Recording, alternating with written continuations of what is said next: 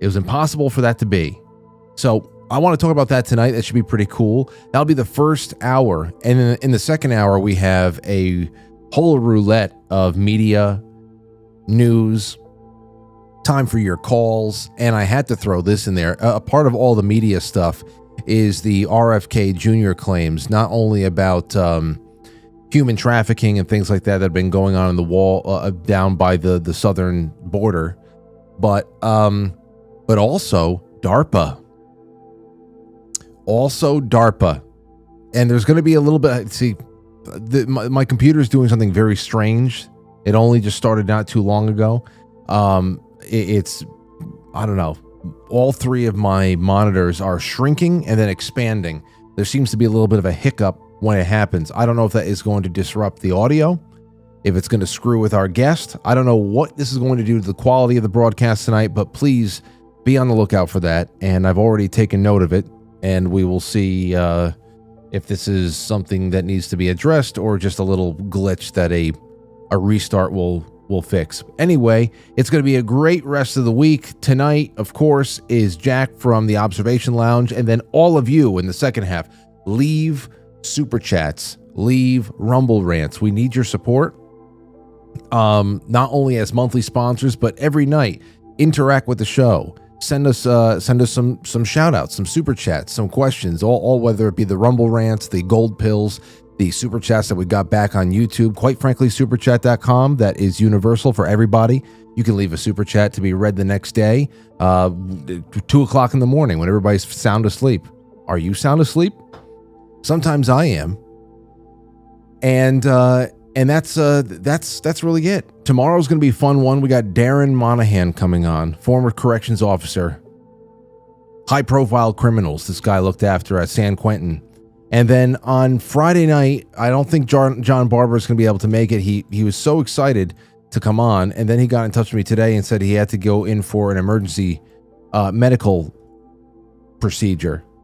But he will be ready to go after that, and that he has tons of feel-good stories that you all are going to love. So wish him the best, of course. And and also, you know what? Tony Merkel and his lovely wife, they're going through something right now. She just got an unwelcome diagnosis of her own.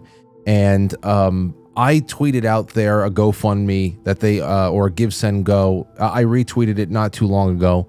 I don't know if he's going to be coming on the show later on in the month of May, but please go to my Twitter and check out their GoFundMe, because the Merkels they're good people. Tony's good people, and I just want to see her get well. And it's great when the community of viewers rallies around people like this. If you want to be linked to it, email me. But I'd love for everybody to show a little support to Tony and his wife. Okay, let's see. That's it for right now. Let's get this one started, shall we? That's what we have going on tonight, and I want to just jump right in. So, be right back. Take it easy.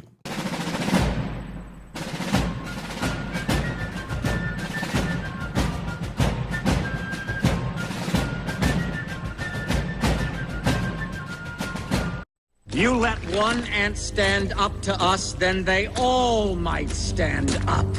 Those puny little ants outnumber us 100 to 1. And if they ever figure that out, there goes our way of life. It's not about food. It's about keeping those ants in line. That's why we're going back. Does anybody else want to stay? Let's relay the goal.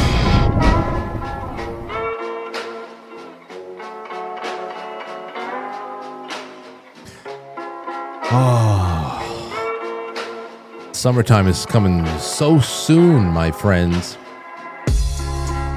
So soon. I'm really encouraged by what this summer is going to bring as far as heat goes, because this last week in April has given us, the last 2 weeks in April gave us a couple of doozies over here. Mid to upper 70s, nice in the sun. Just go outside and get some workout, whatever the hell it is. It feels good. Oh yeah, my computer's screwed up. Oh man, screwed up. Things are flip-flopping from one side to the other. What the hell is going on? I don't know. I don't know. Maybe one day there'll be an answer for all things. Why is my taskbar now up? It's ridiculous. Nothing makes sense. So I'll be adjusting that all night. I also just wanted to say thank you to our to my wonderful friends at Keto Brainz for tonight. Again, sharp, focused mind, no crash at the end. Try Keto Brainz. It enhances the F out of you, especially if you're in a fasted state. So whether it's before a workout, before a morning meeting, whatever it is, contact me if you want to give it a try. If you are a monthly sponsor, you got priority on that especially. So just get in touch with me. Oh man, and I should have had it over the weekend. I had a boomer moment. Sorry to those of you in the generation. I had a boomer moment over the weekend on eBay. I was looking for a couple of car parts. I needed a new cluster and and I found one with this guy who's selling in Florida and stuff like that. So I found it, I bought it, and then all of a sudden I saw a review that popped up. It was a buyer review. He was reviewing me. And me, I thought it was a seller review that was being made on my behalf. I thought it was very suspicious. I just didn't see it. Okay? He left a buyer review, which was probably automatic too. Said, I absolutely love this buyer. So refreshing to see good people still here on eBay or whatever the hell it was. And there I go. What I send it over here. My my reply to a compliment on me was, just for the record, it's 4/28/25, and I did not leave the review above. I don't have a bad opinion of the seller. I just haven't received the item yet, nor can I vouch for its condition. Very suspicious that this review would be left on my behalf. As soon as I sent it, I pressed send, and then I went, no, that's not right. And I went back, and it said buyer review. I said, oh no, where's the delete button? And there's no delete button. Had to get back in touch with the guy. I said, listen, just don't even look at it. I made a fool of myself. Just don't even look at it, please. Forget it. Just a little silly little moment. Anyway, don't say anything good about me. Who the hell is this? All right. So over the weekend, I'll just have to put this out there because we have about 3 or 4 minutes until Jack from the Observation Lounge is here. Over the weekend, we had this. The new Canadian Prime Minister. Oh, hold on. My screens are flip-flopping again, rearranging itself. Let me wait until it comes back to my left side. There you go. So take a look at this. That didn't happen right either. What the hell is going on right now? It's just one of those nights, guys. Hold on. Boom. Boom. There you go. All right, listen to this new guy, Mark Carney, up there in Canada. And I just got to say one thing. You demanded action, and now it's time for the financial sector to deliver. To reach net zero, every country, every company... It's all about net zero, by the way, which is, of course, a way to rework the economic system, the way that the world does business, to make sure that no transaction has a negative effect on carbon, that you need to be, that there needs to be negation of massive parts of industry and everything else. We're talking about the deindustrialization of the world to reach net zero. Of course, when you're talking about pulling, just listen, that was only a couple of seconds, but it's the same old nonsense we've heard for years, but still, this is his inaugural speech, I guess. Every bank, every investor, every pension fund around the world will need to make some big changes. In the run-up to COP26 in Glasgow, we have an enormous opportunity to bring climate change into the heart of every financial decision. Into the heart of every financial decision.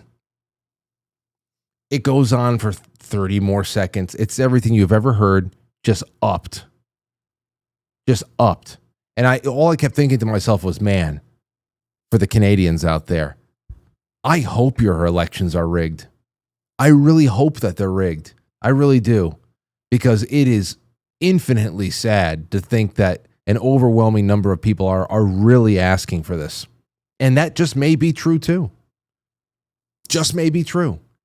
But that's infinitely sadder than a rigged election. I'd rather, at least there's some mystery and intrigue there and whatever. But that's horrible. Because when you think about this again, there's no way to achieve net zero without killing many people, and they don't care about that. They found ways to incentivize people to stop reproducing, stop growing, and to give up so much more than that. It's just on a cultural basis. But there's no way to avoid more and more blackouts, especially like the ones in Europe as well. This is so much. When you say we got to go down to net zero and we need to be able to cut emissions of carbon, all that, again, it all equates to we need to be able to regulate and to downsize human activity. Industry is an appendage of human activity. That's it. The demand and the supply end of everything that fuels everything. That's all linked to human activity and human desire and all of that stuff and ambition. And they want that curbed.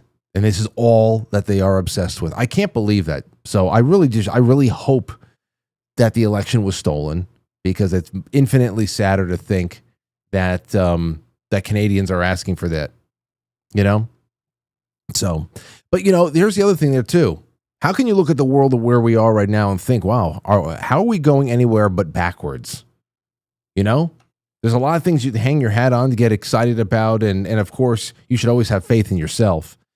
But I thought that it was, thinking about this, I thought it was going to be such an appropriate night to bring on our friend, Jack, from the Observation Lounge. The last time we spoke with Jack, we had an enthralling conversation about Tartaria, the World's Fairs, mud floods, and more. So tonight, gonna adding a little bit more onto that. And Jack, it's good to have you on. How you feeling tonight? I'm feeling great, Frank. Thanks for having me on. It's great to have you here, dude. And I can't believe that it's already been a year, but you and I, we've gone over the timeline and it checks out. Yeah, time flies, man. This last year has been a whirlwind, hasn't it? It has. It has. We were really just on the cusp of. It was almost like back in April of 2024 when you and I spoke. It's April or early May. I don't know when it was. But whenever you and I spoke last, it was almost like we were going up the main hill on the roller coaster. We're just kind of like click clacking up the top of the hill.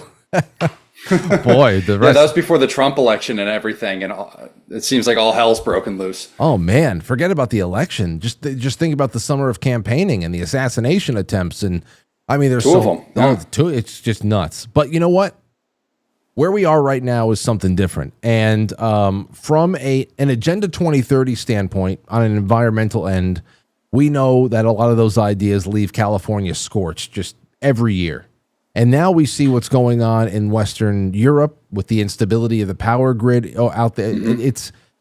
And that all is very markedly political. But it's oddly appropriate that you and I are talking about Atlantis in the first hour of tonight's show here, Jack, because we seem to be sinking into the ocean ourselves at times. Only it's a rising tide of treachery and stupidity, it seems like.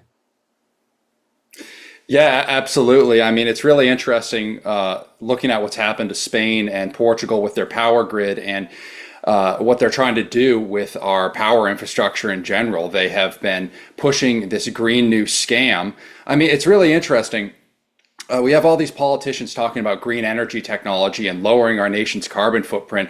Meanwhile, they're ignoring the obvious solution, which is clearly nuclear energy. It's basically an unlimited source of power that releases no carbon into our environment. The only issue is the waste, which is easily overcome with this new borehole disposal technology. And if you really want to reindustrialize a nation and create an energy surplus, that's how you do it. That's how you bring manufacturing back. You got to create that surplus of power so you can offer these low-cost energy contracts to manufacturers. That's how you do it. But unfortunately, the public has been scared away because of things like Chernobyl and all this anti-nuclear propaganda, much of which is funded, by the way, by the oil and gas lobby. They don't want the competition. No, they don't. No, they don't at all. And it's true. Well, you know, speaking of waste, if the only real downside of nuclear is waste, we were just told by all of the very brave celebrity passengers of Blue Origin's flight up into space that Jeff Bezos plans on sending all of our trash out into space. So maybe we can just like that Superman movie, we can start sending nuclear waste, sending it back to the sun. What do you think about that? I'm a little skeptical of that idea. And you got to think about the amount of energy and fuel it would take to blast something out of the atmosphere into space, and then the long-term ramifications of that. You know, we've already have this, I forget what it's called, but there's like a bunch of trash already in low Earth orbit right now. Are you familiar with that? Where when astronauts go up, they need to be careful because basically there's these little meteors flying around and can impact things. So we're constantly getting bombarded with this trash that's already out there. I'd hate to imagine what sending nuclear waste out into our low Earth orbit would do. I think it would be a disaster. Well, if all of the activity that we have on the books about space is true, then I can imagine there is a very large trash field that is already rivaling what we have in like the Indian Ocean and all that stuff. So absolutely. But you know what this all really comes down to is there's human decisions. There is human folly, there's human hubris, and then there's also natural cycles and functions of not only the Earth, but there also seems to be, and it's verifiably so, a cycle of life and death of every civilization. Obviously, somebody like yourself, and I'm very interested in it as well, but that's the crux of what you put forward with your work on your channel, is about bringing all that together. What does human folly and hubris and also the natural cycles of the universe really come together to bring us? We have incredible creations that are then razed to the ground. We have impact theories. We have geophysical shift theories, things that are unavoidable that always bring a good time to an end. And when you're talking about good times coming to an end, there is nothing that is more readily available to theorize about than Atlantis. So I want to talk about that for a second because you put out a great video, not a long one, on the Observation Lounge YouTube page, and it was on a fellow named Ignatius Donnelly. Why don't you tell everybody a little bit about him, and then we'll start from there. Sure. So as you mentioned, Frank, I've recently been researching this really interesting guy from the 1800s named Ignatius Donnelly. He was originally a lawyer. He was a U.S. congressman. He actually served as the lieutenant governor for the state of Minnesota for a while. Very interesting guy.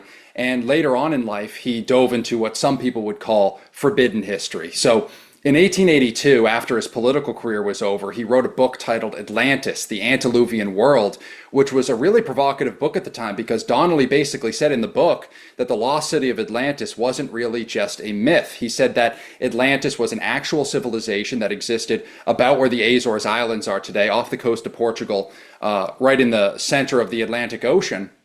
He also believed that Atlantis was the true source of all ancient civilizations, that it was the literal Garden of Eden. He said that. How fascinating is that, Frank? Over 140 years ago, this guy was saying that.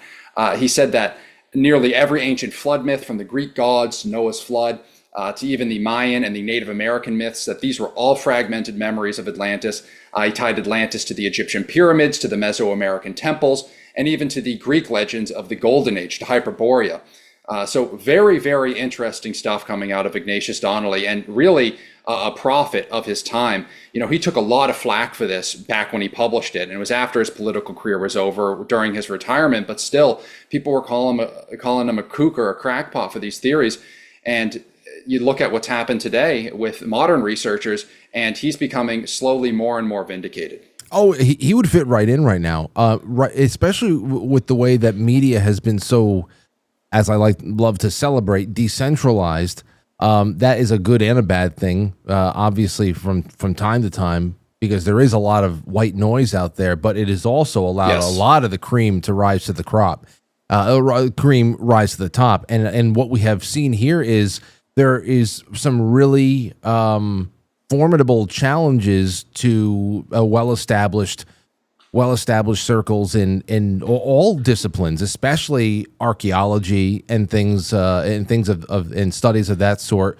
There's a lot of online feuds going on between gatekeepers of what has been held true about ancient iterations of our species, and those who are looking at all of these newly discovered megaliths that are either underwater or hidden inside of dense jungles or whatever.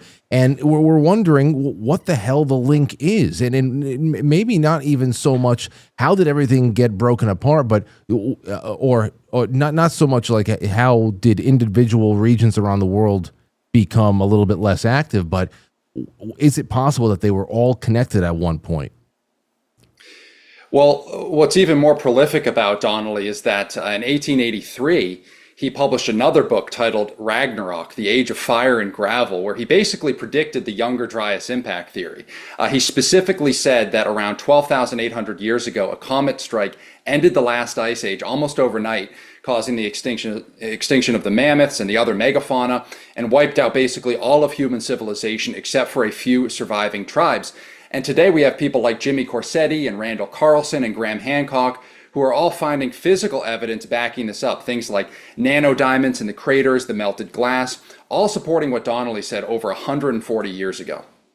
On that, because obviously it's very hard to avoid Jimmy Corsetti's work or Randall Carlson, Graham Hancock. They're either on together or it doesn't matter. There's a lot of attention on them these days. But there are those who are split on the geographical positioning of Atlantis, and many of those people right there, they're on varying sides of that equation as well. It's either that there's a lost land mass smack dab in the middle of the Atlantic, like Donnelly was saying, and then others make the case, like Corsetti would say, that that North African location was Sahara, was washed out into the Atlantic. So, based on your work, what do you think makes the most sense to you? Well, to me, it doesn't really matter exactly the specific location of Atlantis. Atlantis was a global civilization in my research and had subcolonies all throughout the world. So for me, it doesn't matter exactly the precise location of the capital city.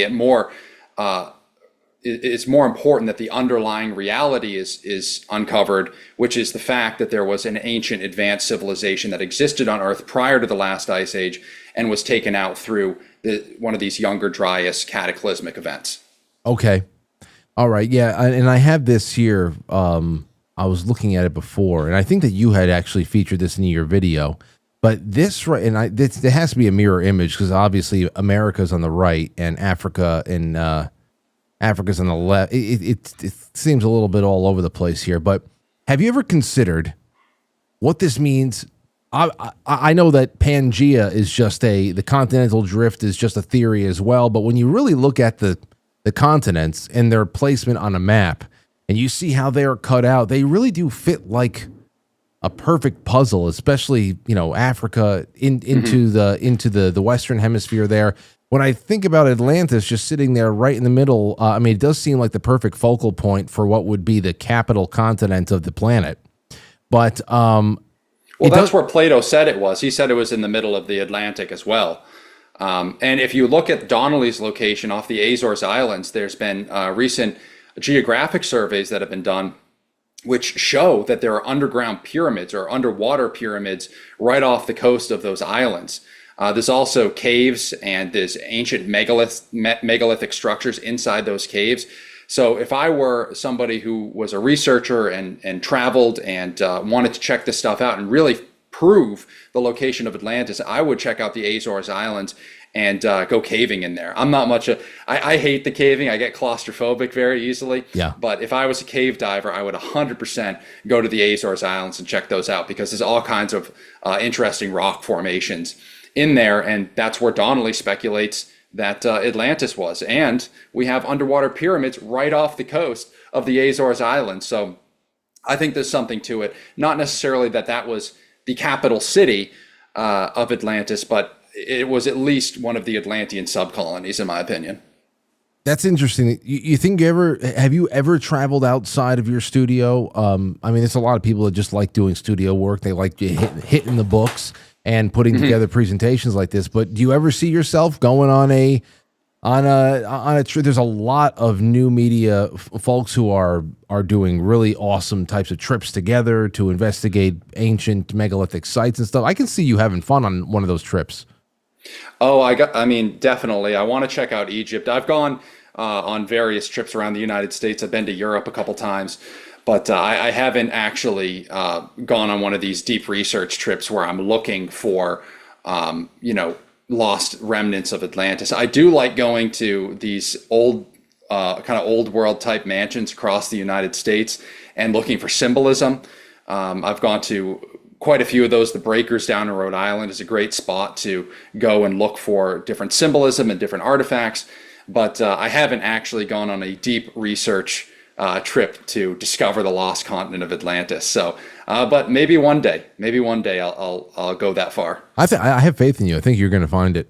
I would hope so. I would hope somebody I knew actually did that. That would be fantastic. But let me get back to this then. Sure. This is a quote, Plato, 360 BC. I took the screenshot from Species with Amnesia, Our Forgotten History by Robert Sepper, another friend of the show who I can't wait to have on because he talks about this topic a lot. And here, let me read it to you. This is from Plato. You remember only one deluge, that's the one flood, though there have been many. Where the hell? Hold on, I jumped to the other side of my screen again. I'm having a little bit of a weird time tonight, technologically, Jack. So give me a second here. Here you go. You remember only one deluge, though there have been many. You and your fellow citizens are descended from the few survivors that remained, but you know nothing about it because so many succeeding generations left no record in writing. The change in the rising and setting of the sun, this is the big one right here. The change in the rising and the setting of the sun and the other heavenly bodies, how in those times they used to be set in the quarter where they now rise, and used to rise where they now set. Of all these changes which take place in the heavens and the reversal, this reversal is the greatest and most complete. There is then at that time great destruction of animals in general, and only a small part of the human race survives. Plato 360 BC, and obviously the point here is that it's almost some sort of like a letter, an open letter to Egyptians, because there's a lot of that out there that those who in ancient Egypt they had inherited much of the survivors of Atlantis. Though again, no real written record survives. That really puts a damper on a lot of this stuff, don't it? It does, but it also ties into theories like Helena Blavatsky's 5 root races theory, which is one particular theory that I've looked into as well, where she was a theosophist in the 19th century, which we'll get into later on. I want to talk about Donnelly's last piece and how that ties into the Rosicrucian secret society and all that. But Blavatsky claimed that there had been 5 root races on Earth and 5 different cataclysms. So first it was the Polarian race, then the Hyperborean race, then the Lemurian race, the Atlantean race, and then the Indo-Aryans. And the Indo-Aryans come into play when you look at things like Vedic India and how that the caste system was established there. It was stated in ancient texts like the Bhagavad Gita that say that these people came from the north and they essentially established the government system, established Hinduism, established the Vedic period in India, and they segregated themselves into the Brahmin caste, which was the priest or philosopher caste. And then there was the 3 lower castes. One of them was the kings or the societal leaders. So the Brahmins, or these so-called Hyperborean Atlantean people that had been displaced after one of these extinction events, had migrated to the Indian subcontinent and had established this period and kind of segmented themselves into this priest-philosopher caste that would guide society, not as rulers or kings, but sort of as more guides or advisors for the kings or rulers of that period. So not saying that I 100% believe everything that she has written, There's some stuff in there that I certainly don't agree with, but I found it an interesting theory nonetheless.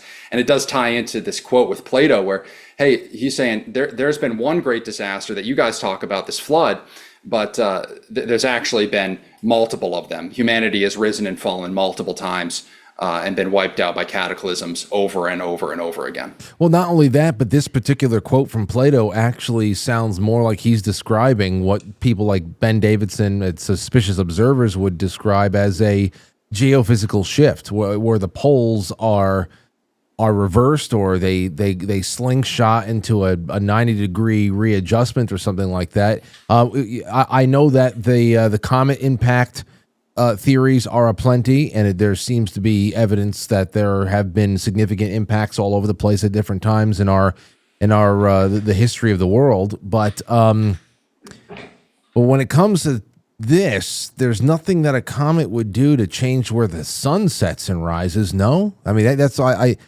I look at this and I say, okay, well, there is just the downside of living in a chaotic universe, and anything can hit you at any time. But then there's also these seemingly unavoidable, Earth cycles that are also very, very catastrophic in their own way, but at the same time, natural in their timeliness. Well, it's interesting that you mentioned that where the position where the sun rises and sets. Are you familiar with the vernal equinox and how the sun changes? What constellation it's rising into on the vernal equinox each year? Yeah. You're talking about like the coming age of Aquarius? Yes, exactly. And that's something that the Theosophists and the Rosicrucians get into, which we'll talk about here in a minute, because I want to talk about Donnelly's last work before he died, the Great Cryptogram. That's a fun one to talk about, where he's talking about how William Shakespeare didn't actually write his own plays, and how they were actually written by Sir Francis Bacon. And you know who Sir Francis Bacon is, right, Frank? Yeah, philosopher. We haven't done anything big on him recently in recent years, but I only know very little. So he was essentially the right-hand man to King James I. He was the second in command of England. His legal title was the Lord Chancellor of England. He wrote the King James Bible, or at least it's very, very highly speculated that he was heavily involved. There's also evidence that he led this secret society called the Rosicrucians. Are you familiar with the Rosicrucians, Frank? Yes. Yes, go ahead. So I'll just give a brief breakdown for your audience. Please.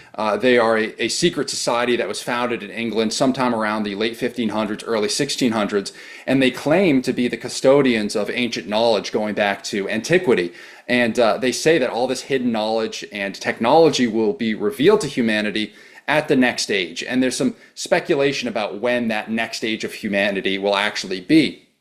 Later on, the Theosophists, led by Helena Blavatsky, who were really a 19th century breakoff of Rosicrucianism, they predicted specifically that this next age of humanity meant the beginning of the age of Aquarius, which is the next processional age of sidereal astrology, coming after the age of Pisces, the age of Jesus, the age of the fish. And of course, Jesus in the Bible, it's all encoded with fish symbolism.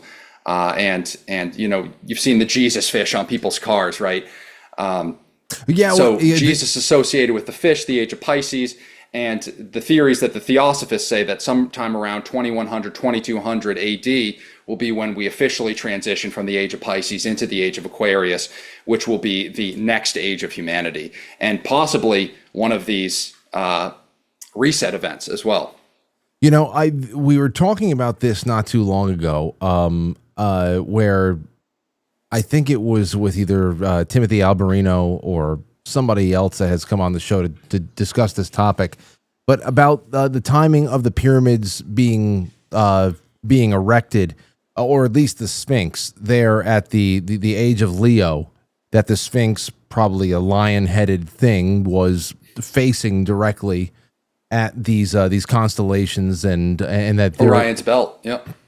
That it's a really great way of marking the time. But then there's this other talking about the birth of Christ, and then also where are we at the coming of the age of Aquarius? And there's so many different variations of when does it come It's like everybody has a variation that's separated by at least 1 to 150 years apiece.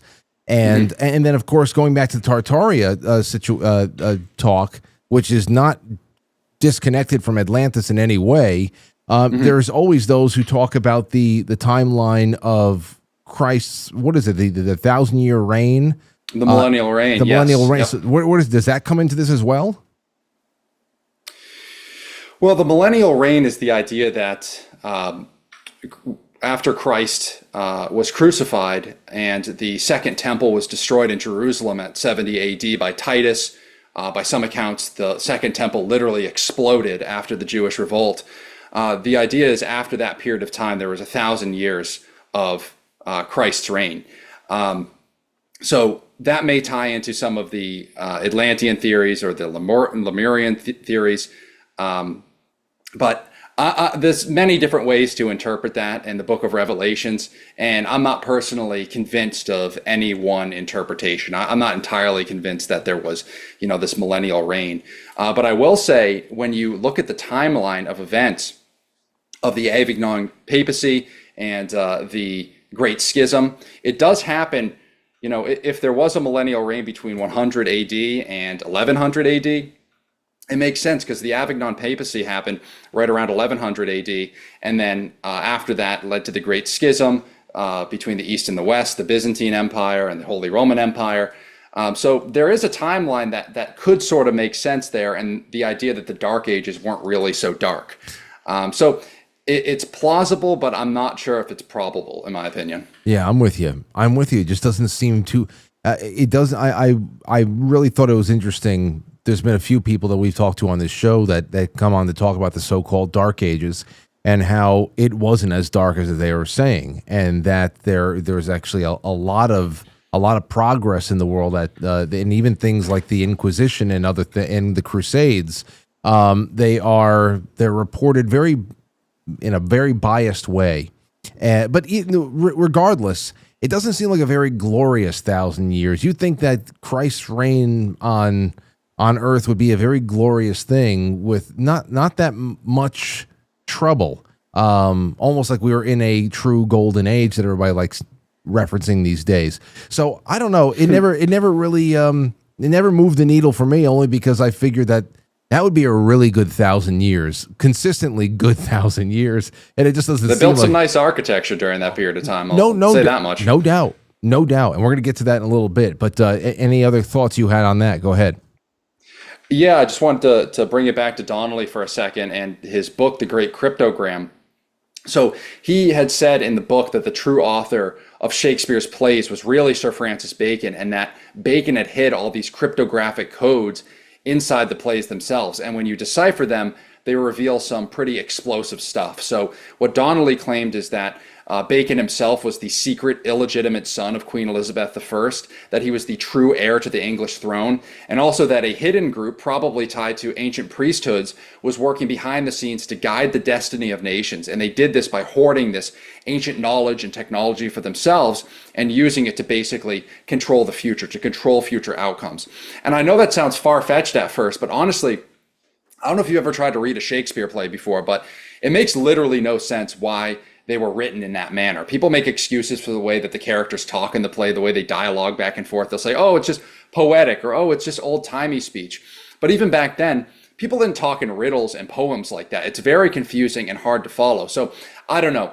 He seems to have been right about Atlantis. He seems to have been right about the Younger Dryas. Maybe Donnelly was right about Shakespeare as well. Who knows? Could be. And it is very cryptic. I have not been able to really dive into reading Shakespeare at all outside of what we covered in excerpts and all that stuff in high school and whatever little bit I did in college as well. But, I've read that Francis Bacon, like, apparently, for those who theorize on this, that he was Shakespeare, that there was a lot of personal mea culpas and political commentary and stuff that's baked into the characters that he created, the situations that he talked about. But I haven't gone deep enough into it to really know what the greatest message he was trying to send to the world and leave behind would be. So and that's when you talk about messages sent.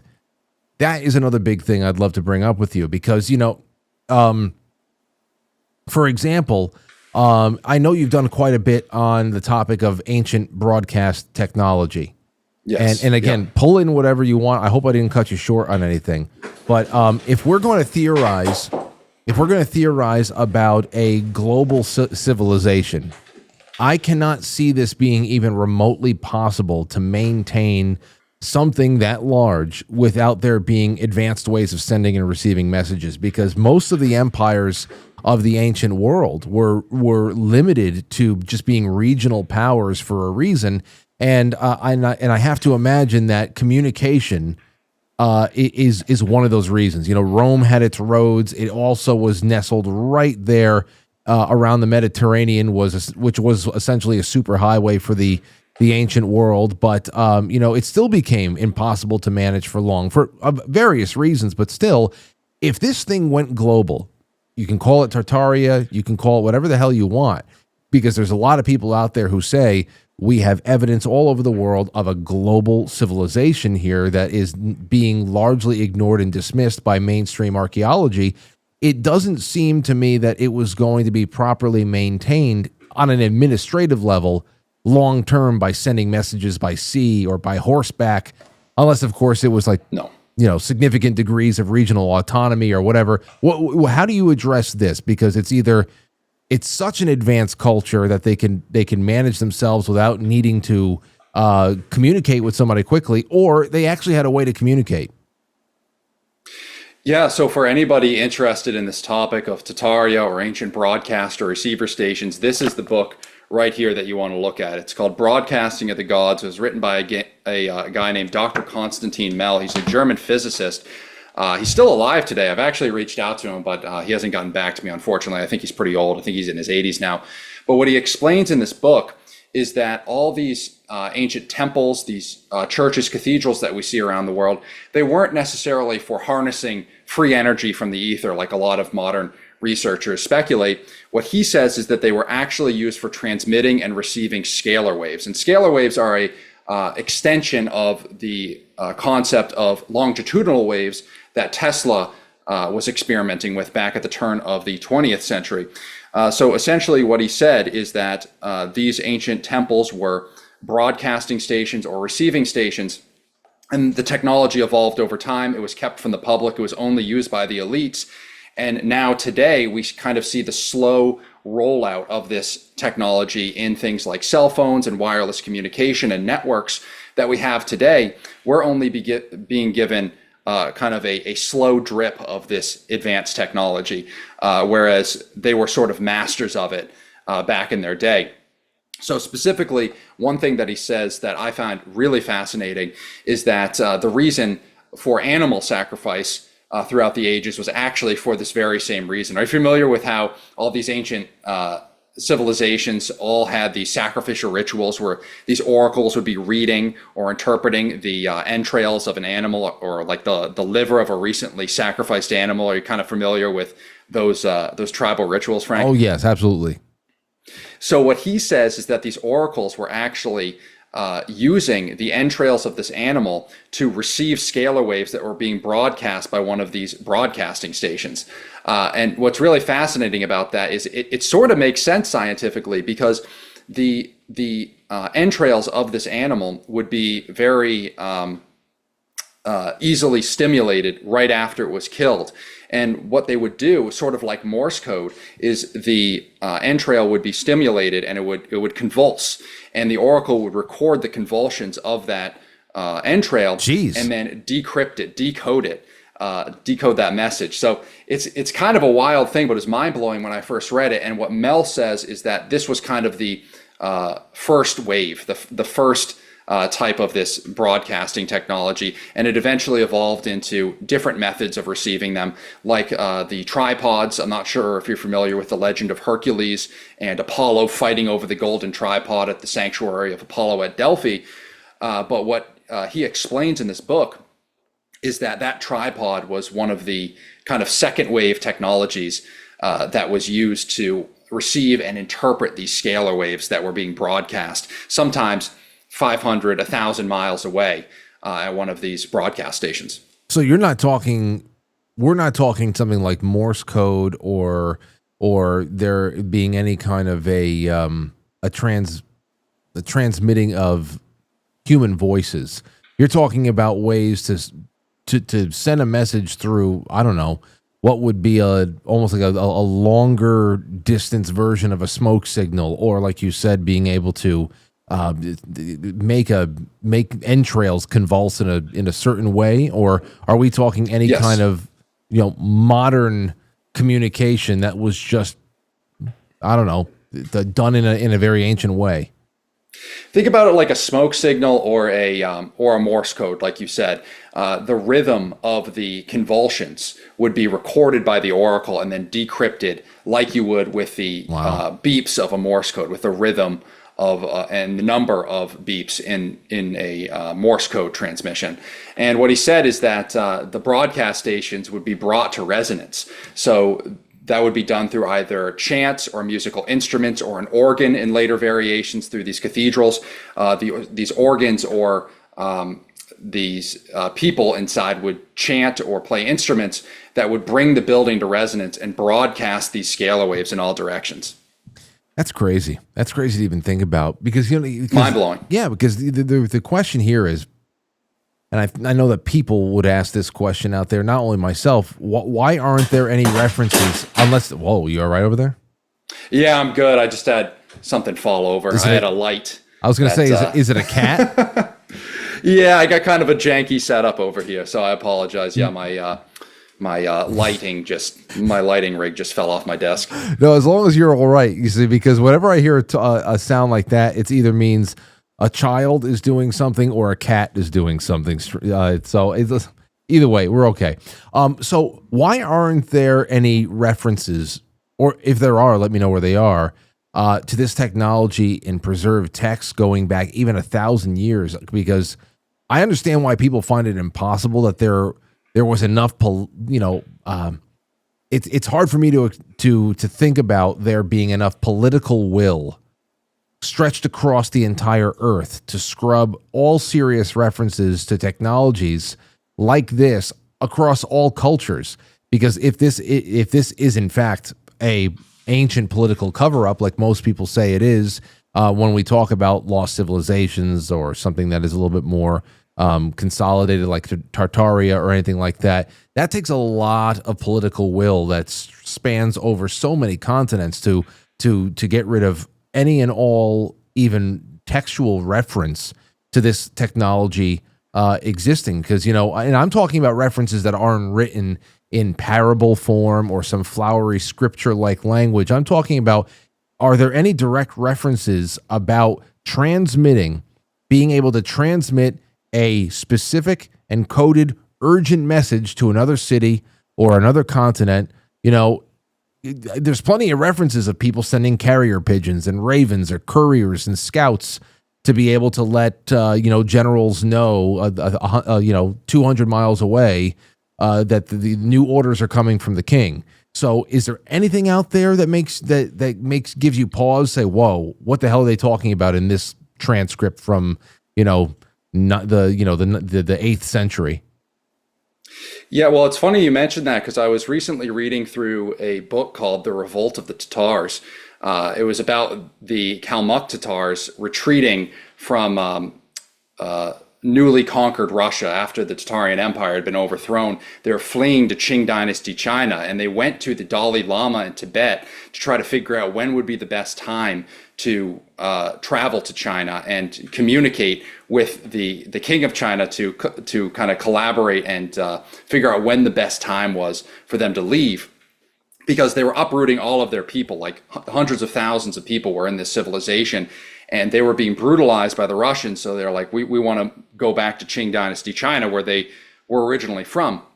So they traveled to Tibet, and this book describes how the Dalai Lama in Tibet was communicating with the Forbidden City in China. They were communicating with the emperor, which is over 1,000 miles away from Tibet to the Forbidden City. And the Dalai Lama came back and said, you need to travel during this specific time frame on this specific year. So that's one example that comes to mind. But then you can also go back and look at some of the more ethereal texts surrounding the Greek gods and the technology that they were utilizing, the powers that they had. Mel actually mentions that Zeus, the Greek god Zeus, tried to consolidate all the frequencies of the broadcast stations under his own control. And he also explains that Zeus's thunderbolt was actually a power that was taken from the pyramids of Giza, that he used the pyramids of Giza somehow to generate these thunderbolts. That would be, in one example, was thrown between Apollo and Herodotus during their fight over the golden tripod. Speaking of mythology and philosophy, when we get into this, it's usually ether. When we talk about things like ether as well, I know that Tesla, this is very, when we talk about physics and theoretical physics, especially, there's a lot of people who just say outright that ether is a concept that's been long since disproven. But a lot of people say that whatever you think is disproven, if Tesla says it's not so, then to hell with it. Throw all that away and just go with Tesla. But I know that he was very big on scalar wave tech.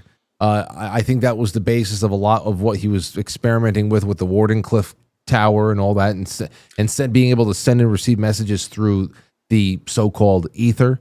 I have to imagine that would be a little bit more of a sending and receiving that we would be familiar with today instead of twitching entrails. But what do you say about that? And a little bit more of a modern take on this with Tesla. So Mel's theories revolved around scalar waves, which were building on top of Nikola Tesla's work on longitudinal waves. So Tesla talked about longitudinal waves. He didn't talk about scalar waves specifically. That was sort of Mel's later work. But what Tesla was able to do with the Wardenclyffe project, you mentioned that, he was able to light up a light bulb over 30 miles away using this. Well, it actually wasn't the Wardenclyffe Tower. What was it? It was another project that he did right before the Wardenclyffe Tower. I'm drawing a blank on the name of it. But either way, he was able to light up a light bulb over 30 miles away using this longitudinal wave technology. And the way that it's described in both Mel and Tesla is that the longitudinal waves, instead of traveling up and down like a normal radio wave would, they travel side to side. They travel horizontal, so they're much more efficient. They can travel further by extending longitudinally rather than extending vertically like a normal radio wave would. Oh, very interesting. Okay. Yeah, I didn't know, so I got that wrong, but I knew something about that. And I'm always very interested about concept of ether and where and what's up there. I mean that's where people say you can just dip into that in the dream world and come back with some sort of a problem solving equation that you would have never been able to conceive of when you were awake. And I don't know. There's the whole thing. The whole question about the ancient world is, with our modern bias about everything has a microchip in it, everything has a copper wire in it, everything needs a AA battery. What about the ancient world to be able to do something extraordinary, something that we would consider modern or even miraculous, with technology that perhaps is just a little bit more spiritually powered than it is, with some sort of a nuclear generator or whatever the hell else. Whereas 2,000 or 3,000, 4,000 years ago, there was some sort of a blood ritual to open up a portal. Now here we are with large colliders in Switzerland and this and that. What can we do that we were doing as a tribal society back in the day, communing with people or things on the other side, that we're doing right now, where a Stargate can be opened up and kept open through high-tech means? I always wonder about that. That dichotomy there. Yeah, well, another interesting video that I made maybe 6 or 7 months ago was about the Great Bell of Damizetti. I don't know if you saw that one, but it was talking about the city of Yangon in Burma. I'm not sure if you're familiar with that. If you want to pull up a picture of that, if you're able to, that'd be awesome. How do I spell it? Yangon City, so Yangon. Okay. And they have all these pagodas that are gold plated, and they have these diamond finials in their peaks. And the Great Shwegadon Pagoda has a giant diamond. It's like, I don't think it's a 1 ton, but it's like a 100-pound diamond in its finial. And it's You talking about this? There's legends. Yes, yeah, look at that. So, and what's interesting about this city is that the people of Burma, if you ask them, they'll openly tell you that they were created by the Buddhas during the time of the Buddhas when these were constructed, or by the Buddha's servants. Buddha, the great Buddha, commissioned this project to build this city. And what's interesting about that is they look like sound dampeners. They look like they were configured to absorb sound at a specific frequency. And what's interesting about that is that there's also legends about this giant bell called the Great Bell of Damazetti, which was supposedly 300 tons, that used to exist in that city and would be rung. And the Spanish tried to loot it. It fell to the bottom of a river, never to be seen again. But the point is, the bell, in my opinion, when it was rung, it would interact in some way with these pagodas. I don't know exactly how, but I believe that it would create some sort of reaction.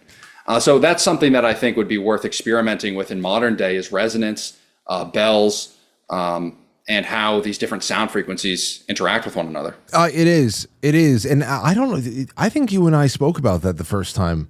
We might have. Yeah. Where just the use of bells, and because there's no doubt there are things that are just lost to time.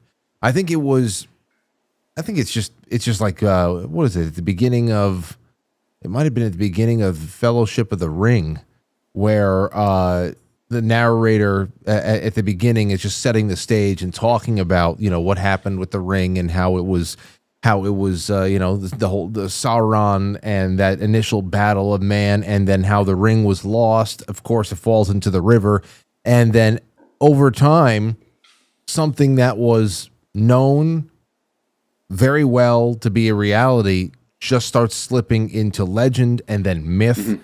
And then it's so over the natural course of time, these things do get lost. And when you look at, you don't have to go too far back to realize that people that we would consider are not too far off ancestors were living life in alien ways. And when you think about just even the church bells of Europe, and it wasn't just about to tell you that, hey, it's the top of the hour, or hey, mass is about to begin. There's something about frequency, sound, that interacts directly with us and our biology. Number one, the acoustics of Gothic cathedrals as well. We know that those were specifically designed to be able to trigger certain biological functions of human beings. So it's very fascinating, and it's all right there. This is more modern stuff too, to be honest. Yeah, no, absolutely. It's definitely an interesting concept, and I know that we talked about this last time, but I'll make this point again. When you are listening to certain types of music, it affects you in ways that you may not even realize that you're being affected by it in that way. So there's a reason why mosh pits exist at heavy metal concerts. Damn right. Whereas you've never seen a mosh pit in your life at a classical music orchestra. You're right. Right. It's not just the type of people that are attracted to it. It's the influence of the sound on you. And that's why I think that we really need to, in just a small way that we can bring back some of that harmony of the old world, is just to reinstate the bell towers in our cities and bring back our urban soundscapes. Because when you think about a bell ringing, it seems like such a simple thing. But in my mind, it actually ties a community together, because it's playing and broadcasting a certain frequency all over the city and programming all the people in that city on that specific frequency. And it helps people communicate, and it helps bind society together, I believe.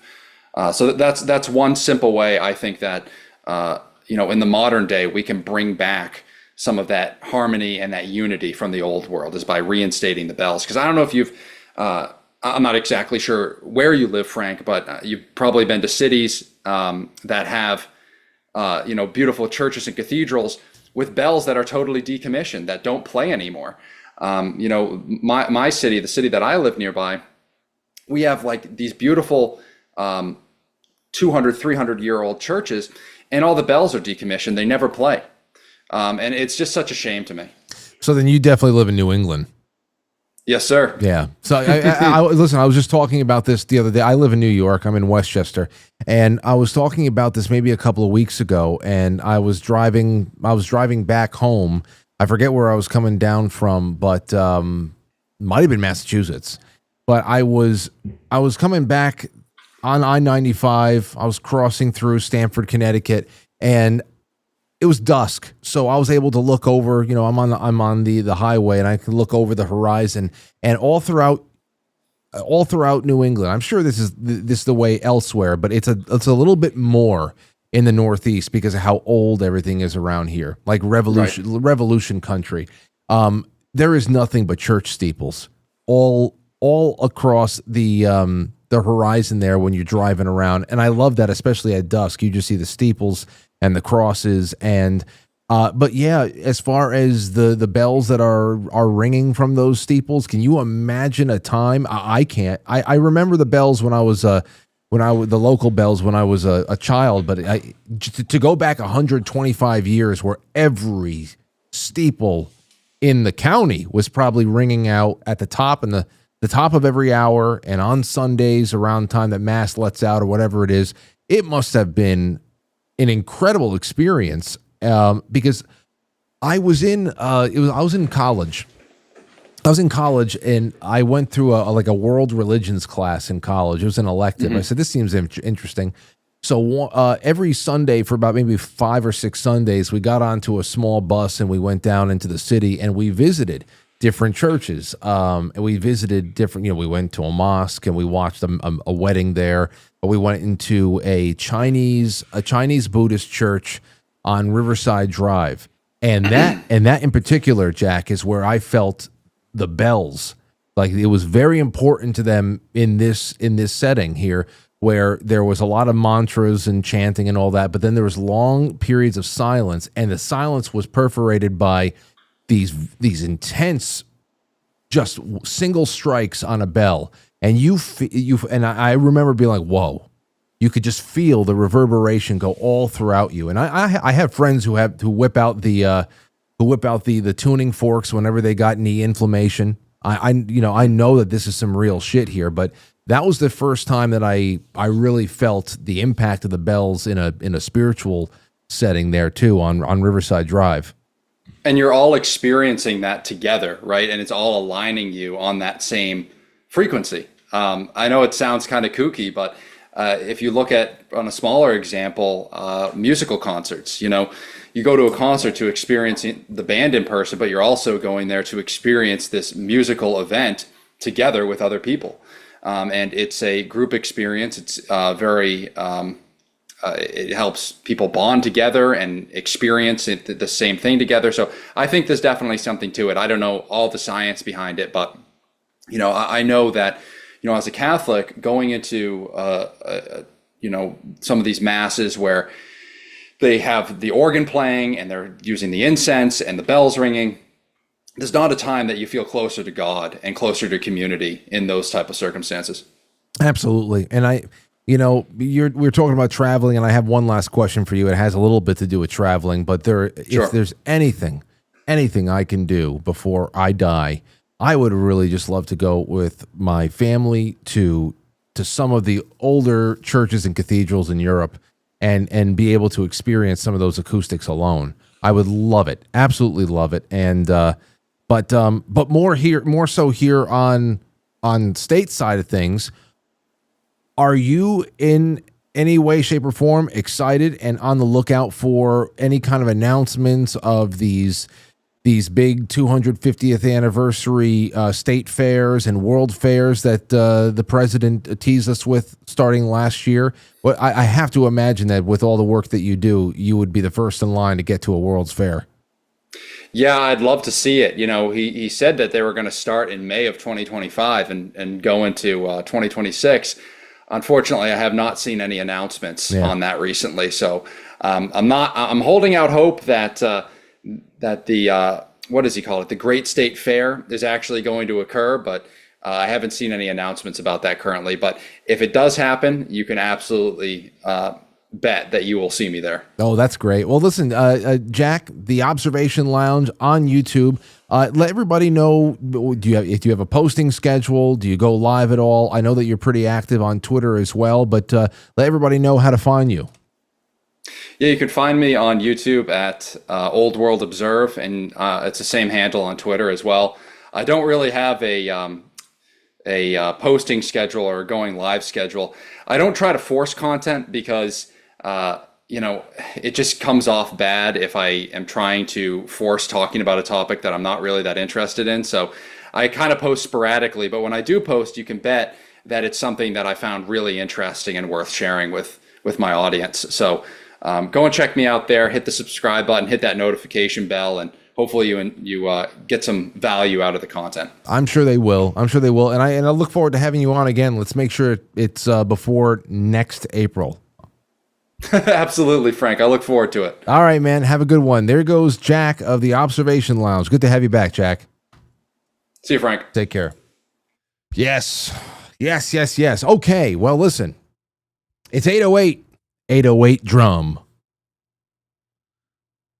Hit that 808 drum. Listen. Thank you guys for being sticking it out with me. The shifting around and the weirdness that's going on with my monitors right now. That's why Jack was going, it was going to go black screen, and I was shifting back to me just to give myself some time to get him back once the monitors corrected themselves. And we'll see where this goes for the rest of the night. But you know what? Most of the heavy lifting is done. I'm going to get to your super chats and all that in a second. Send me. We have a lot of cool people that are watching right now on YouTube, on Rumble, on Pilled. Send in some Rumble rants, some gold pills, some super chats. It is right there. It's that little $ button by the chat text field. It's back. You haven't seen it in years, but it's there, and it's that easy. So I want to read those from you in a little bit. In the meantime, I just want to pause for a quick second to let you know that if you want some behind-the-scenes glimpses into the nightly production, access to special content like the Sunday streams, the Quite Frankly Culture Clubs, that's both film and book club, please consider becoming a monthly sponsor on Patreon, Subscribestar, or directly through quitefrankly.tv. There is a fun sponsorship menu there. A lot of options starting at just $5 a month, and all of it helps Quite Frankly remain independent as well as planning for the future. So for all of May, I'm giving away coffee, Keto Brainz, samples to everybody, press copies of the band's 2017 album for the first 20 people to sign up for a $10 a month or more, and more. I found somebody sent me candy cigarettes that I was telling you guys about. I mean, I know you guys know about them, but I couldn't find them anywhere. The ones that actually have the gum in the middle and you can blow on them, and the whatchamacallits that comes out, the powdered sugar. Well, somebody sent me a pack of like 7. So I opened one up, and I don't know, the gum just doesn't taste the way it used to. And also, it's very hard.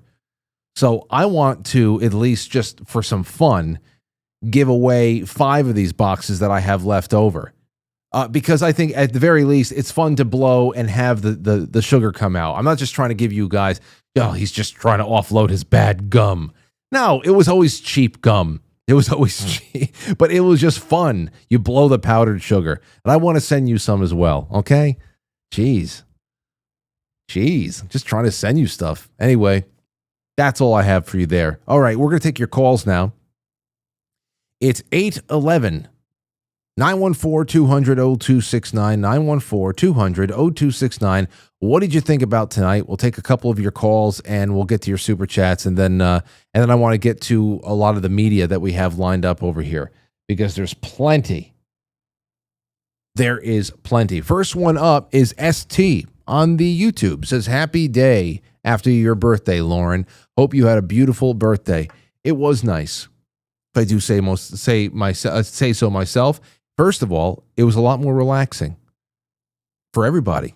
I made sure it was a relaxing, nearly do nothing day. And there was plenty of great people filtering in and out, having coffee, having cake, chilling out, great sun out.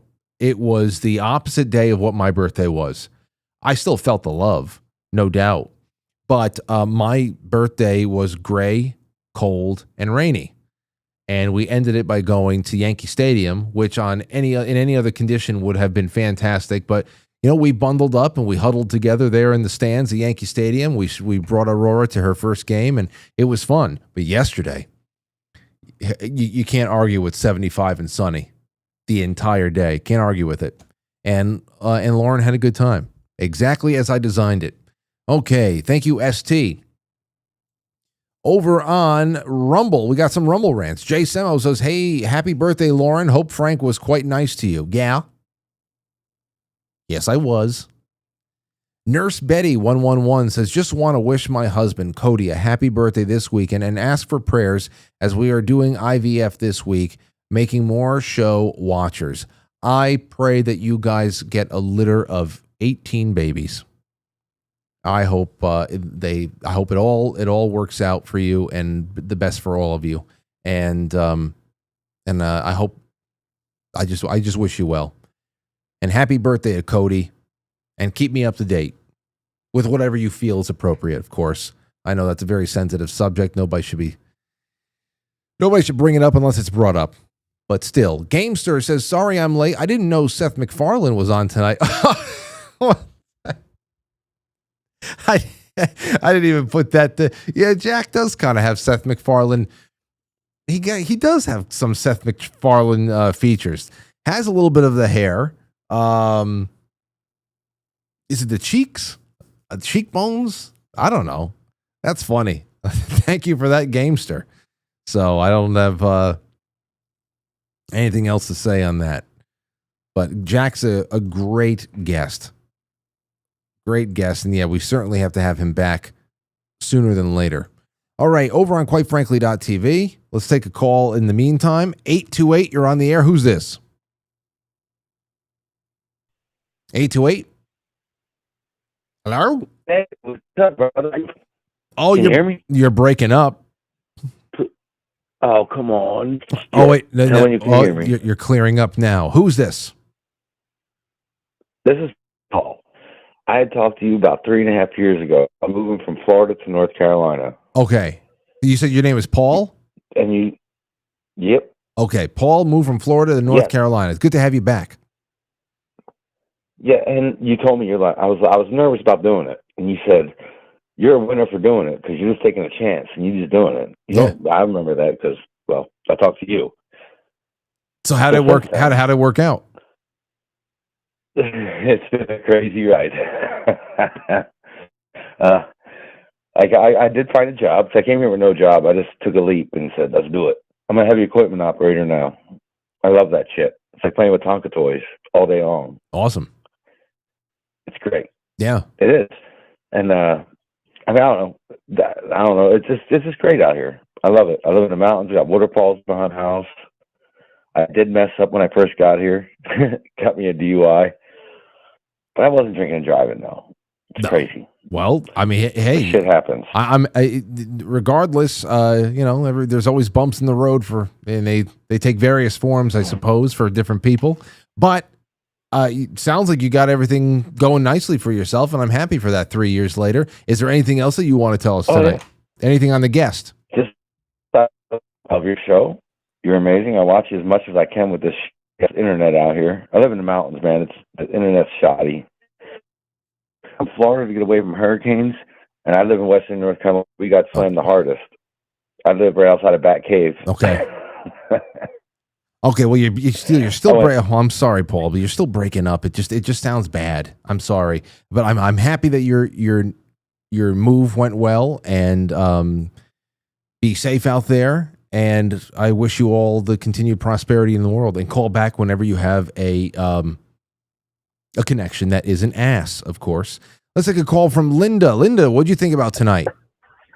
I thought it was amazing. Greetings again from the Big Easy to the Big Apple. And how are you doing? I'm doing well. It's always good to hear from you. How is our little nutcracker down there? The Nutcracker is doing great. I'm looking at him right now, and every time I look at it, I'm just like, yeah, that was a mega cool memory. So, Frank, you're speaking my language, but really you always do. So the topic of the bells. So having worked in the church my whole life, New Orleans is surrounded by many, many old cathedrals, 200, 300 years old. And the bells have always entranced me and fascinated me. I've done videos on them. When I've sung for weddings, of course, there's a particular celebratory sound that's played as the couple's walking down the aisle. So it's sort of like a full peal sound. Of course, when I've sung for a funeral or when there is a funeral, there's a very slow, slow tolling bell.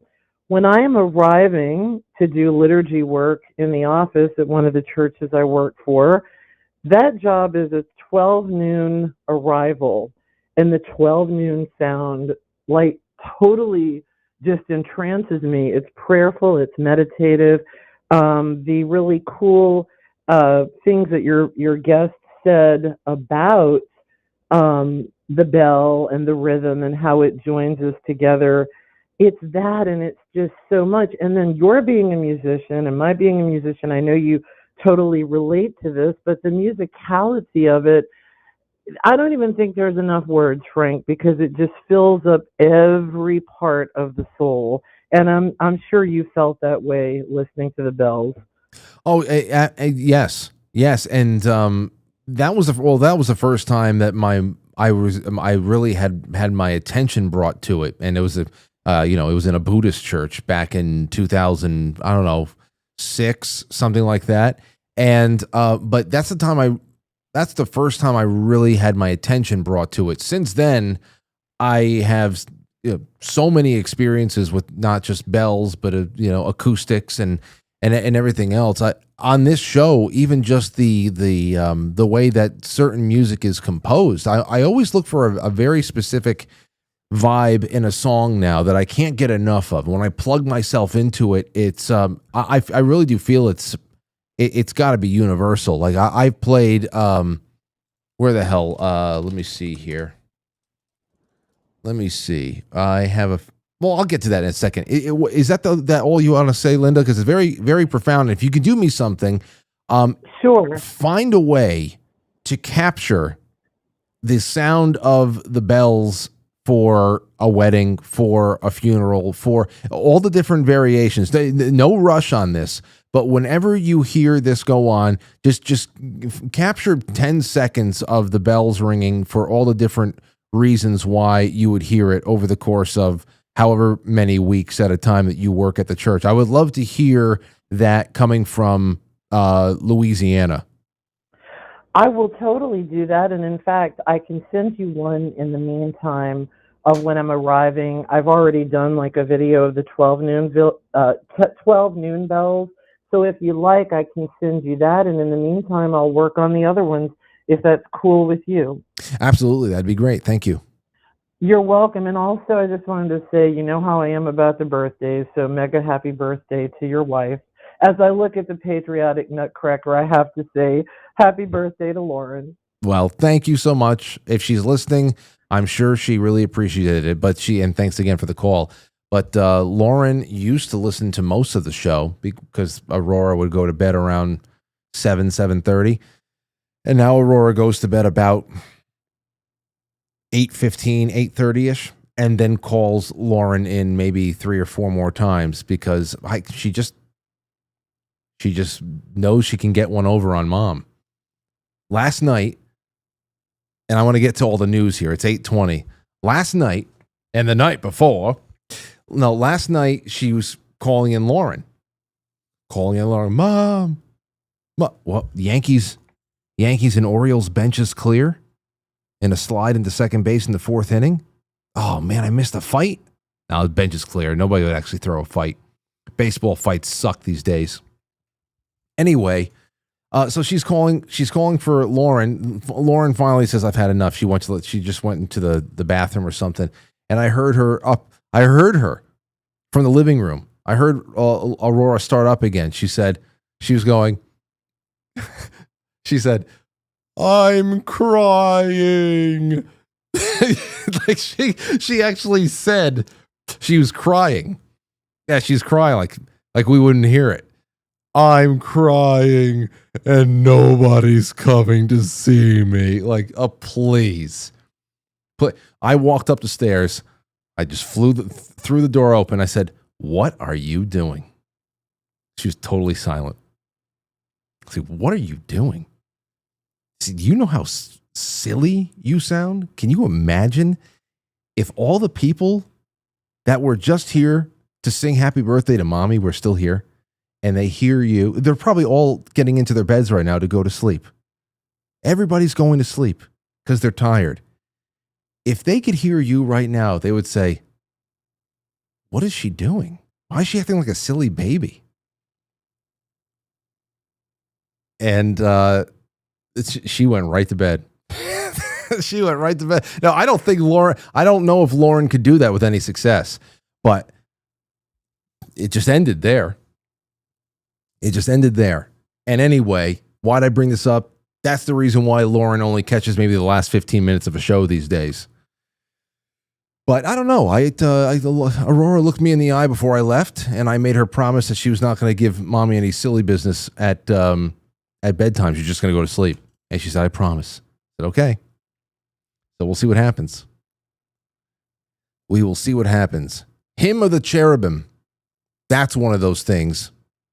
By Tchaikovsky, coming out of USSR, Ministry of Culture, and then a few other things there too. A lot of Orthodox hymns and stuff I think are just beautiful. But when they you want to talk about, I want to hear this. Wait, here you go. Just right in the right spot. Hold on. This, if I can hear this in a proper cathedral one day with a proper choir, people would get goosebumps. And I think that it would really it would trigger emotion just because it would just trigger biochemical releases. And this is just science. It's music. It's gorgeous. I think it is really the height of so much of our creation here. I think we are the songbirds of the universe, but this is just straight up science. And whenever I listen to if this will come on the shuffle or something like that, when we are driving around, it's just me and Aurora going on, errands or something like that. We'll go check the P.O. box, and she asks for it to be, can you make this louder, Dad? And then she'll say, are those angels? I said, it's closer than you think. It's closer than you think. But it's just incredible. Just I love when she tries to articulate to me what certain things sound like, where her mind goes, and she goes to heaven when she hears this. Like, oh man, well, how can you not? It's so strong. It really is. I mean, there's so much there. We could do a whole night just listening to that. But all right, so let me see here. I want to go and take do I have a break lined up? Do I? No, I don't. Okay, so then we're going right into it. The first thing I have is Brendan Dilley, our good buddy Dilley. He was at the White House. Not only did he do a stream from the White House, but Dilley then was able to ask the press secretary 4 questions, and it made a lot of old media lemon faces very, very upset. Here it is. I'm going to try to get it up on the screen before it jumps away. Here we go. Brendan. I was wondering if you'd indulge me in a quick round of Trump trolling or Trump truthing. Sure, let's do it. Okay, good. Love it. Rapid fire. Greenland joining America. The press secretary looked at Brendan Dilley and said, Brendan. So that's pretty cool. Definitely Trump truthing. Okay, I don't know why this is so low, but she said that the Greenland stuff is Trump truthing. All right, let's see. Trump truthing or Trump trolling? Canada becoming a 51st state? Trump truthing all the way. She said that he's truthing about Canada becoming the 51st state. And the Canadians would benefit greatly, let me tell you that. I don't know why this is so low. I think that is an optimistic goal, and the president, so I would say we're on the side of truthing there for sure, and the president, again, wants to see tax cuts, and he wants to see this massive revenue that we can gain from tariffs as well, which will create the external revenue service, so that's a definitive goal for sure. Whenever that happens, it would be the greatest gift. I don't care. The fact that he was able to cobble together some sort of a judicial majority that actually produced a rebuff to federal abortion, and that if we are able to have the income tax replaced by tariffs again, if that actually happens, you're going to have a very hard time convincing me that this wasn't a net positive. Very hard time, because the theft is, I don't know. That would be something else. One last thing. And most importantly, Trump 2028. Trump trolling, although the hats are flying off the shelves. Okay, so Trump 2028 is trolling. That's Brendan Dilley. So there you go. So a new face at the White House. Well, so here's another one for you. There's a new character. New character has been released by the DNC. Every once in a while, they have to do this. You know, for those people who watch this show, not this show, but they watch just the news as the long-running network television show, sitcom, situational comedy, dramedy bullshit that it is. Every once in a while, you have to introduce a new character just to shake things up. Well, this is the best that the Democrat Party has been able to offer in a while. It's some Indian guy, Congressman Shri Thanadar. According to his bio on Twitter, he's a proud Detroiter. Yeah, he's from Detroit, and he's a scientist, and he has ridiculous hair. So I think he's Indian or something like that, and he's trying to look young and American by this hair. He's trying to look like Jim from The Office or something like that.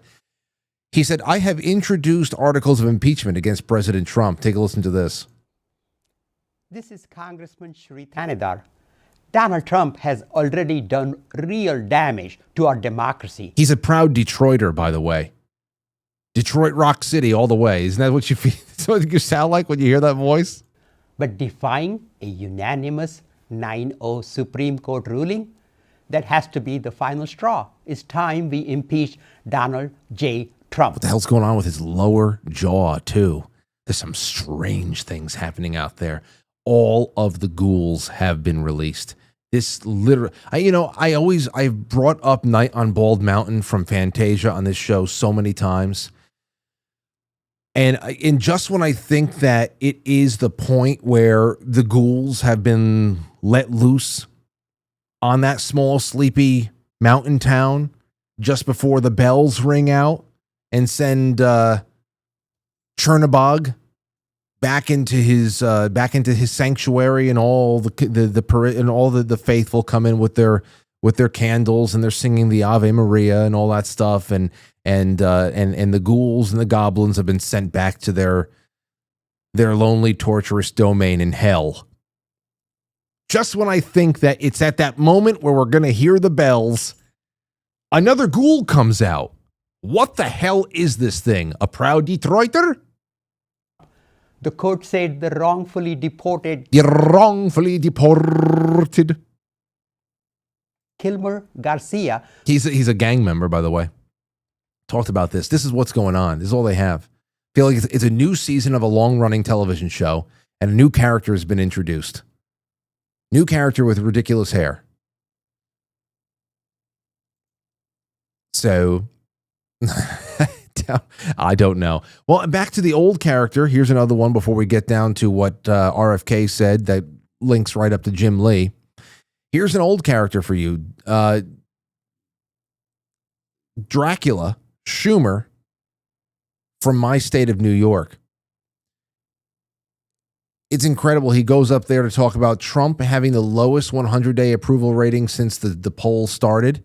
And then he opens himself up for questions from the audience there that asks about his historically low polling and the Democrat Party polling so low.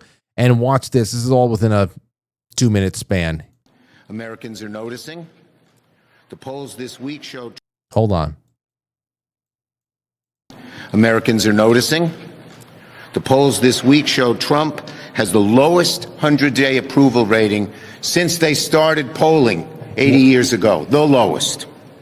Even worse, 72% of Americans think it's likely that Trump's handling of the economy will... That's what that right there, it looks like he's trying to blow himself. That's probably Chuck Schumer every night before he goes to bed. I'm going to do it tonight, honey. That's good, Chuck. No, I will do it. Tonight's the night. Right, little buddy? Tonight's the night. Okay, Chuck, just be quiet. Never mind. Maybe tomorrow. Maybe tomorrow, Chuck Schumer says. Will walk us directly into a recession. People who hate what Trump is proposing. Yes. Now he's taking a call. Here we go. There's a poll out today that has your approval rating lower than any other congressional leader at 17%. Are you concerned that you may be a liability for your party? So it's very boomy in the room. So he pretty much says that you are polling at 17%. Do you think that you are a liability for your party? Concerned that you may be a liability for your party. Polls come and go. Our party is united. We're on our front foot. We're stepping forward and going after Trump and having real success. Oh, man, it's so effing G. Oh, it's so funny that you could go up there and say, it never in the history of the polling has it been this low. You're polling at 17%. Do you think that you are a detriment to your party? Polling comes and goes. Never mind that. We're going to get Trump. Can you imagine the people who have to, how much drugs do you have to be on to think this is still fucking real? Anyway, RFK, let's get to that, and then we're going to take some more of your calls. Send in your super chats. We're going to get to your super chats, your Rumble rants, and everything else in a few minutes. So Nick Sorter got this one set aside. This is RFK announcing that Biden's HHS was complicit in child trafficking. Very much so. But let's get to the clip, shall we? Here we go. We have ended HHS as the role as the vector, the principal vector in this country for child trafficking.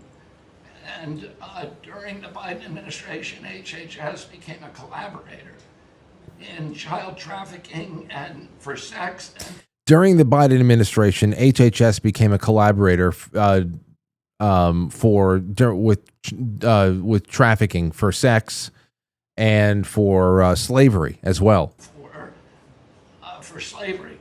And we have ended that, and we're very aggressively going out and trying to find these children, the 300,000 children that were lost by the Biden administration. So HHS is on top of trying to find the 300,000 children that has been that number's been floating around there for a while. Probably so much more at this point, but that's a pretty big admission. But what are you going to say? That was it a whoopsie?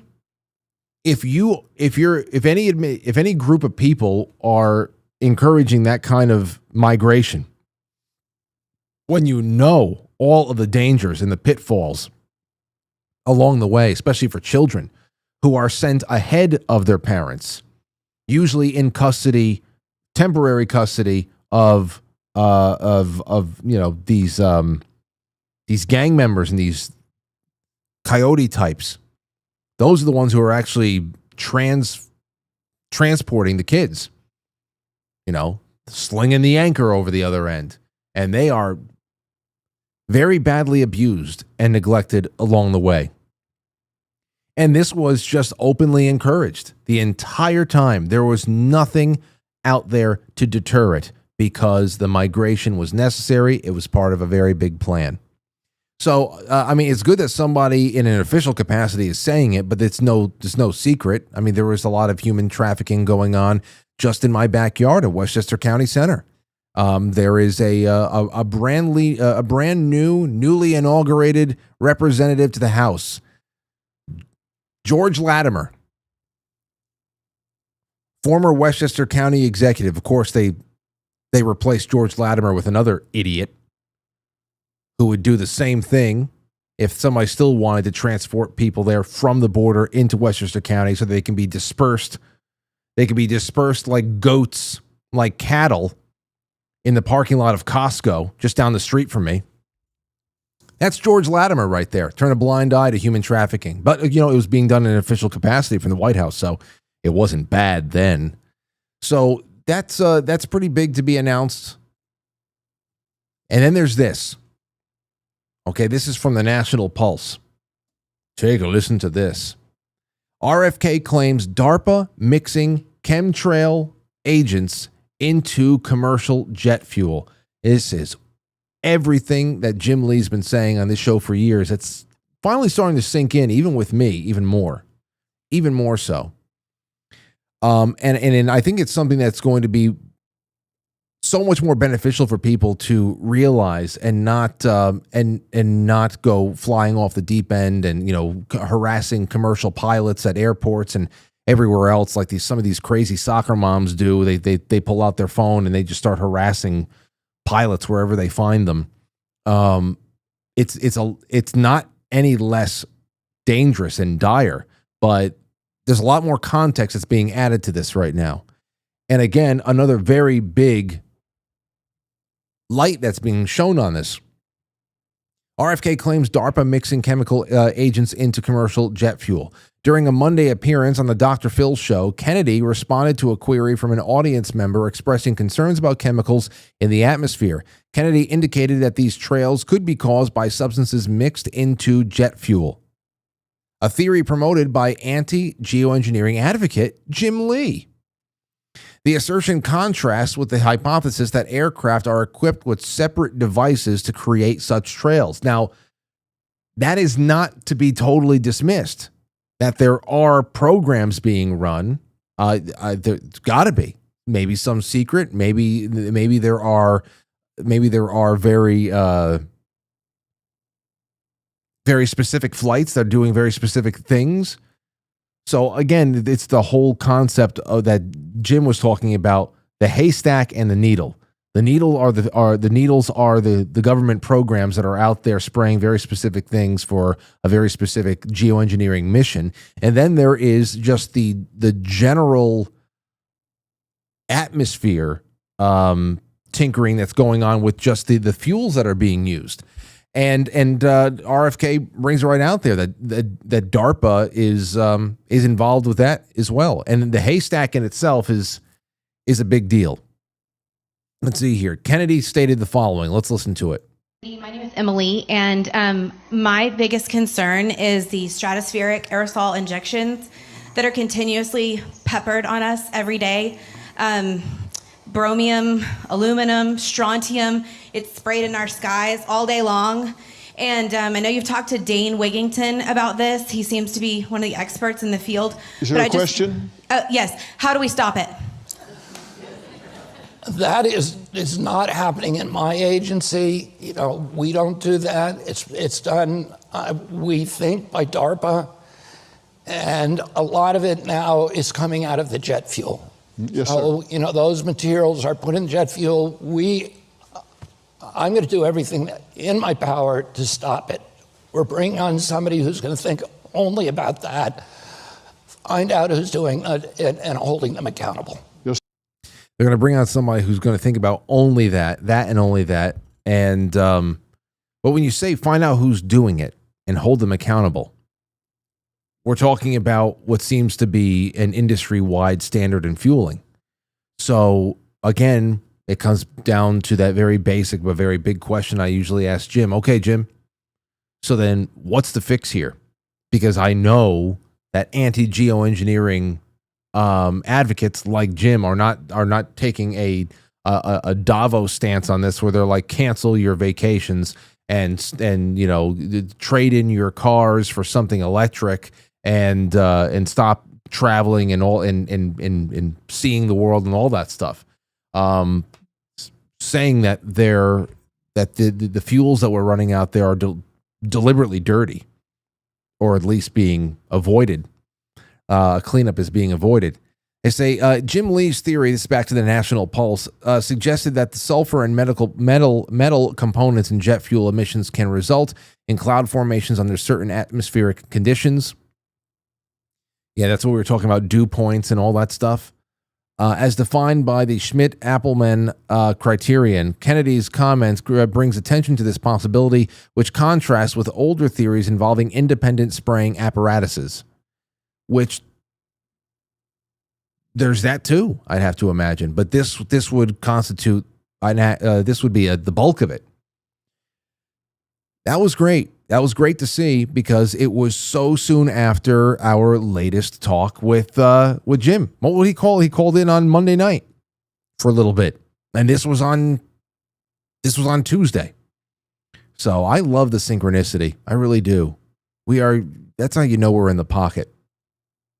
And that's the way it is. Okay. Let's take some calls. 914-200-0269. Give me a buzz. I managed to get through the broadcast without any major technological failures. So that's nice.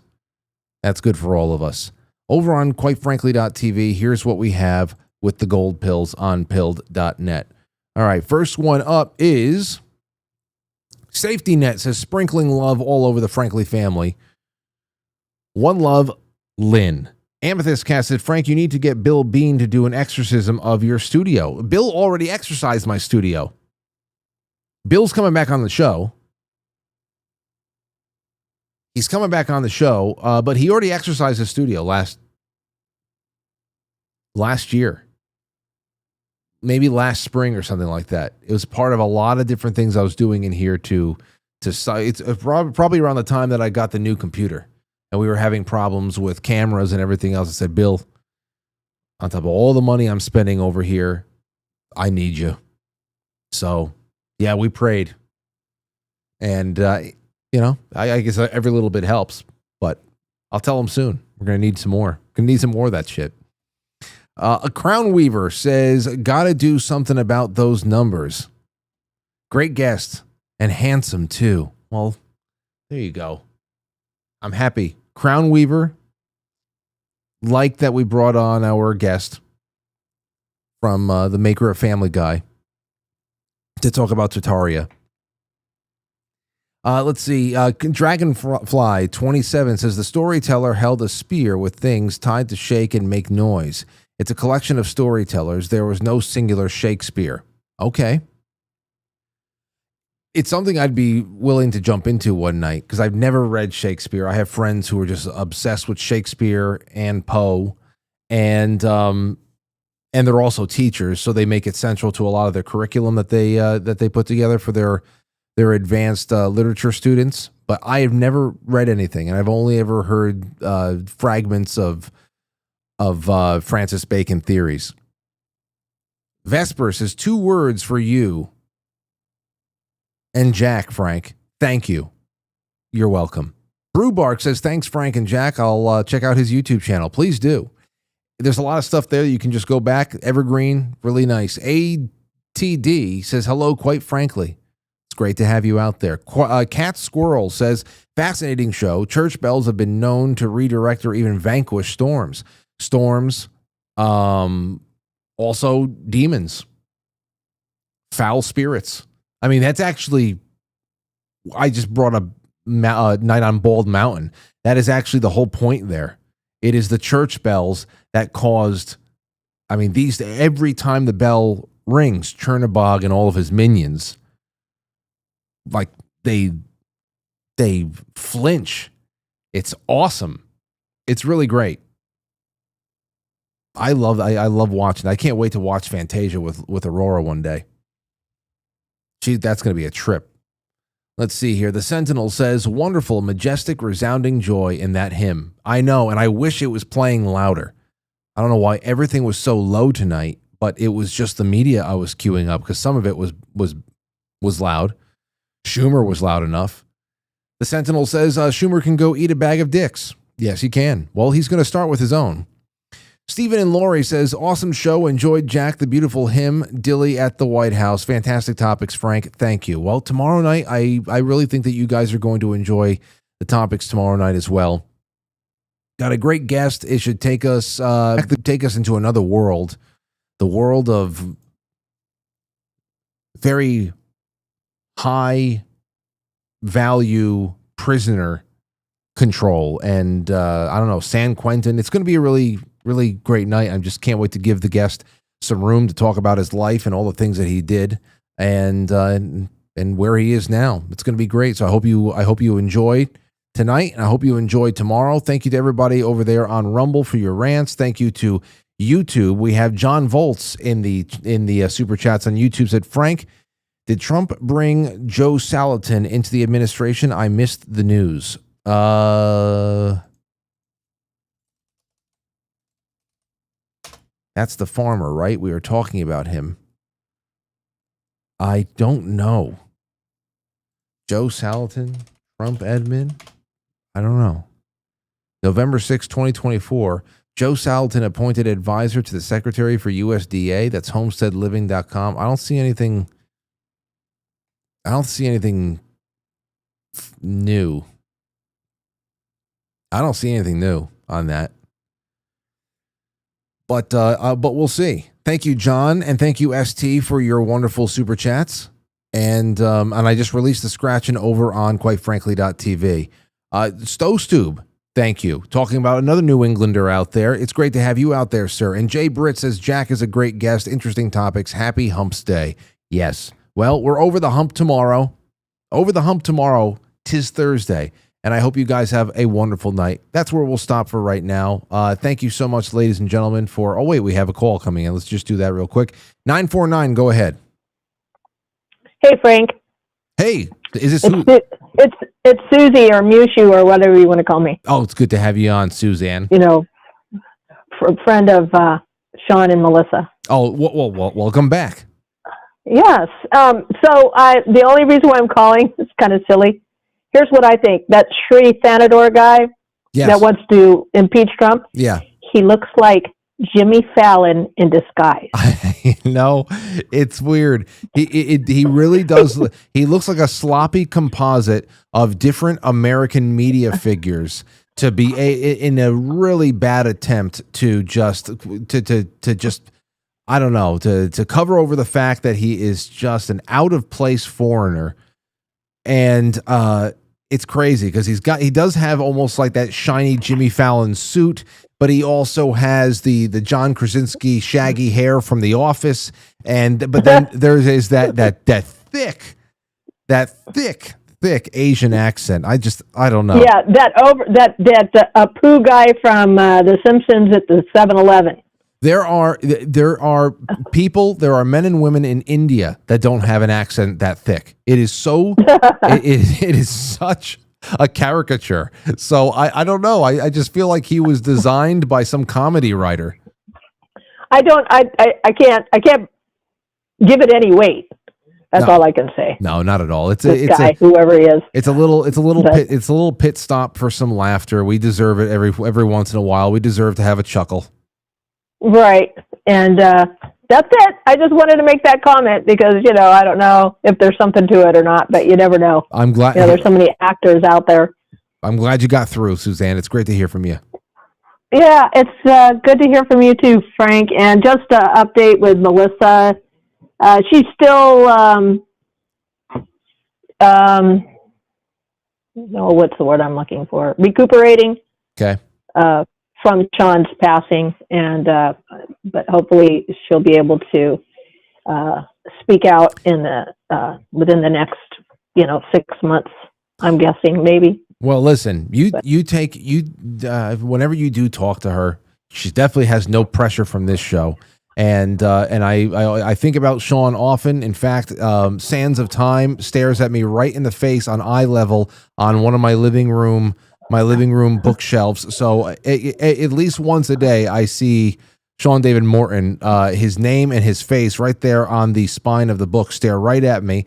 And I tell her just that everybody over here wishes her well. And whenever she's back in the mood to talk a little bit, I'd love to bring her on and definitely get some of her thoughts about the Phoenix Lights, because that's something that I wanted to talk to Sean about, and we had plans to do before his health really just took a dip. And I think about him often. One thing I wanted to mention is recently. Yesterday, I think it was, Tucker had on Catherine Austin Fitz. Yeah. Which was really, really good. And she brought up the information about the underground bases and quote-unquote tunnels, which I can't remember which book of Sean's Sands of Time series, he describes the tunnels that transverse our country, that are like vacuum tubes that are instant to go from here to there. Forget about bullet trains. This is like beyond bullet trains. Well, of course, his books are written as fictional, but you have to remember the information that he was provided by this man who had worked in the shadow government for 40 years was based on truth. So you have to, as you read his books, consider that information. So I thought it was interesting that Catherine Austin Fitz brings this up, and yet Sean had put that in his books in a fictional format. Well, so it's why Sean had, over the course of his life, gave a lot of people very interesting things to think about over the course of decades in media. I only have one of his books though, so I don't know if you can help me cobble together the rest of the series. Obviously, I'll pay for it, but they're very hard to find. So I got to let you know which ones I have and which ones I need. Yeah, I thought he had sent all of them to you. I do know that she's going to be putting out book. I want to say it's 8. Or it may become 8 and 9, because before he passed, he had finished the book. Oh, really? So it may be split in half to be 2 volumes. But anyways, she'll do that when the time is right, I'm sure, to finish out the Sands of Time story. Well, it'll be a very nice day when we do finally talk to her and get some more updates on that. And thank you for the call tonight. This was a great way to end.